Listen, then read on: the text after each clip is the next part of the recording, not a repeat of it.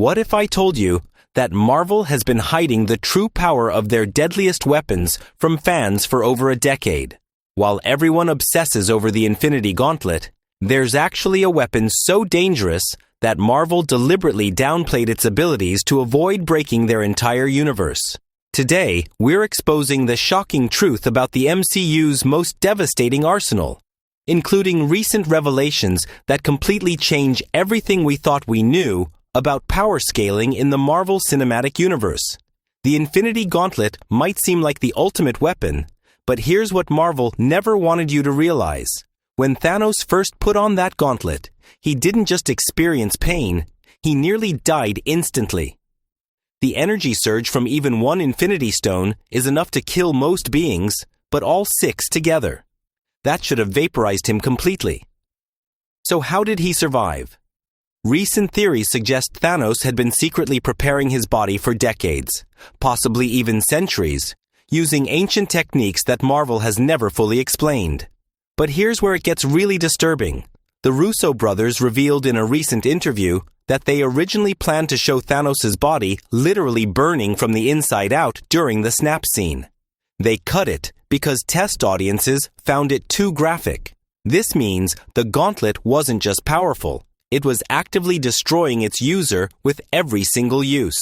The fact that Thanos could perform 2 snaps and still function suggests he possessed some kind of supernatural resistance that we've never seen explained. Even more shocking is what happened to the alternate versions across the multiverse. In What If, we saw different characters attempt to wield Infinity Stones, and almost all of them suffered catastrophic consequences. This raises a terrifying question about the main timeline. Did Thanos somehow cheat death itself? And if so, what does that mean for future MCU storylines where characters might encounter similar cosmic artifacts? The implications get even darker when you consider that the gauntlet sustained damage after the first snap, yet Thanos still managed to destroy the stones themselves. This suggests the weapon had some kind of self-preservation mechanism that prioritized its function over its user's survival. Essentially, the Infinity Gauntlet was designed to consume whoever dared to use it. Now let's talk about a weapon with an even bloodier history than most fans realize. Mjolnir wasn't always the heroic symbol we know today. Before Thor, this hammer was wielded by some of Asgard's most ruthless warriors, including Odin during his conquest phase, and Hela during her reign of terror. The enchantment that made it worthy wasn't originally about nobility. It was about preventing the weapon from falling into the wrong hands after witnessing what it could do in the grip of a true killer. Here's what Marvel never shows you in the movies. When Hela destroyed Mjolnir so effortlessly, it wasn't just because she was powerful. She had wielded that exact hammer for centuries before her banishment. She knew every weakness, every structural flaw, every way to exploit its design. The ease with which she shattered it revealed a terrifying truth. Mjolnir was never as indestructible as Asgardians claimed. It was just that nobody had ever faced someone who knew how to break it. The Jane Foster storyline added another layer of horror to Mjolnir's legacy. While the movies portrayed her wielding it as empowering, the comics revealed that the hammer was literally killing her every time she transformed. The cosmic energies were burning through her human physiology, and she knew it. This means Jane Foster willingly chose to die slowly just to help save the universe. Marvel glossed over this sacrifice in the films, but it represents one of the most tragic weapon-user relationships in the entire MCU. But here's the most disturbing part about Mjolnir's worthiness enchantment. Recent fan theories suggest that the hammer doesn't actually judge moral character. It judges useful potential. Think about it. Steve Rogers could lift it because he was useful to Asgard's interests. Vision could lift it because he was an artificial being with no conflicting loyalties. The hammer isn't choosing heroes, it's choosing tools. This brings us to a weapon that reveals an even more unsettling truth about Asgardian craftsmanship. Stormbreaker was deliberately created without the worthiness enchantment, and when fans asked why, Kevin Feige's explanation was surprisingly dark. He said that during wartime, you can't afford to have your weapons choose their wielders. Stormbreaker was designed as a weapon of desperation, meant to be used by anyone strong enough to hold it, regardless of their moral compass. This design philosophy reveals something chilling about how the dwarves view cosmic weapons. They're not creating tools for heroes. They're creating instruments of mass destruction that prioritize function over ethics. The fact that a childlike love can now wield Stormbreaker raises disturbing questions about power distribution in the post-Endgame MCU. What happens when ultimate power rests in the hands of someone who hasn't developed full moral reasoning yet? Even more concerning is what Stormbreaker's creation process tells us about Asgardian desperation. Thor demanded the greatest weapon in Asgardian history, and the dwarves delivered something so powerful it could channel the Bifrost itself. But they also made it accessible to anyone with sufficient strength. This suggests they knew that in the coming conflicts, moral considerations would be a luxury they couldn't afford. The weapon's ability to summon the Bifrost independently also creates massive security implications. Anyone wielding Stormbreaker can essentially teleport across the universe at will, making them nearly impossible to contain or stop. Marvel has barely explored the terrifying potential of this capability falling into the wrong hands. Recent theories about upcoming MCU phases suggest that Stormbreaker's lack of restrictions might be deliberately setting up future conflicts. What happens when cosmic-level threats start targeting Earth, and our only defense is a weapon that anyone sufficiently powerful can steal and use against us?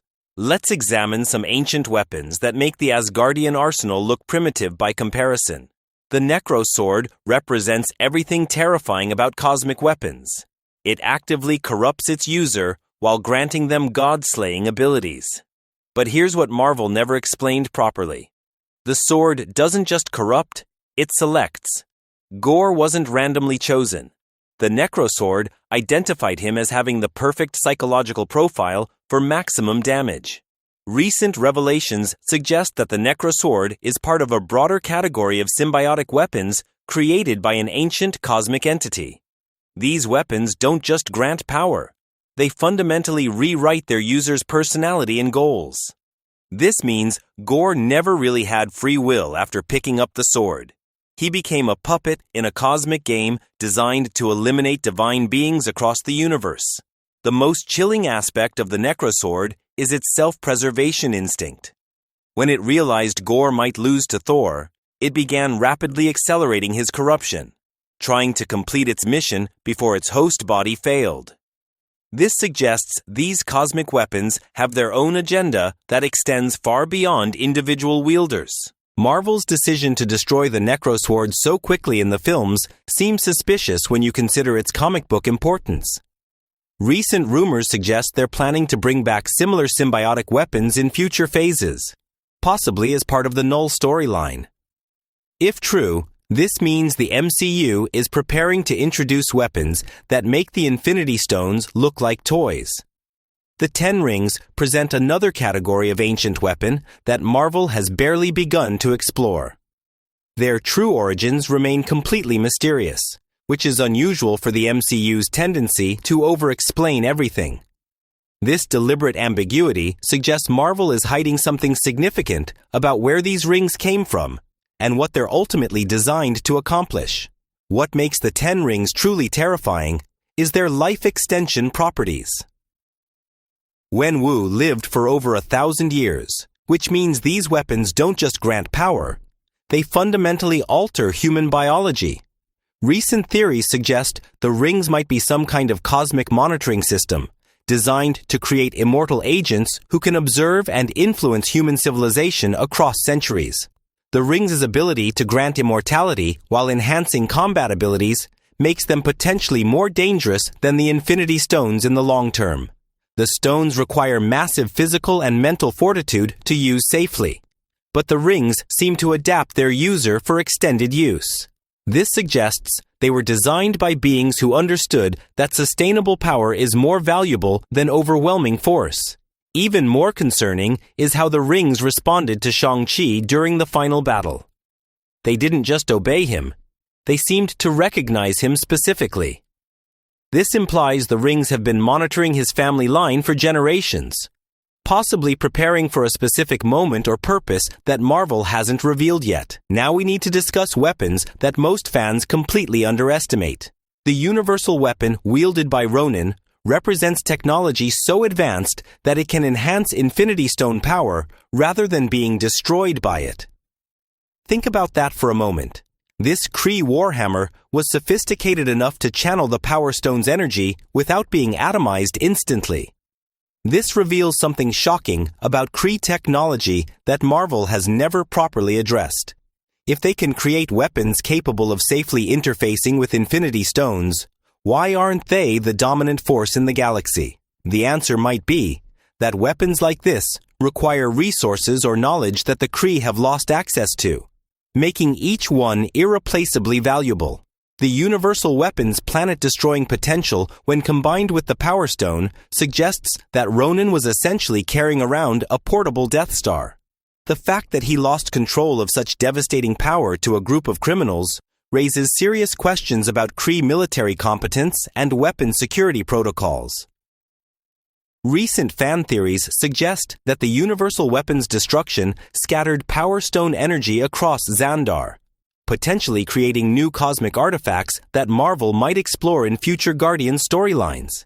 If true, this means Ronin's defeat didn't just save one planet, it inadvertently seeded multiple worlds with cosmic power sources. The Destroyer represents Asgardian weapons technology at its most ruthless. Unlike Mjolnir or Stormbreaker, which at least pretend to have moral considerations, the Destroyer was designed purely as an instrument of annihilation. Its connection to Gungnir meant that whoever controlled Asgard's throne could deploy essentially unstoppable force anywhere in the 9 realms. What makes the Destroyer truly terrifying is its autonomous operation capabilities. It could hunt targets across vast distances, adapt to different combat scenarios, and operate independently for extended periods. This wasn't just a weapon. It was a robotic assassin powered by cosmic forces that could theoretically function for centuries without maintenance. The most disturbing implication is that Earth has now collected or encountered more cosmic weapons than most galactic civilizations see in millennia. This makes our planet either incredibly lucky or deliberately targeted. Given Marvel's pattern of revealing that coincidences are usually cosmic manipulation, Earth might be serving as a testing ground for weapons that will be used in conflicts we can't even imagine yet.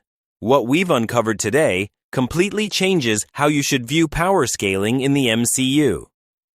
These aren't just cool weapons with impressive abilities, they're fragments of cosmic technology so advanced that using them safely requires fundamental changes to user biology and consciousness.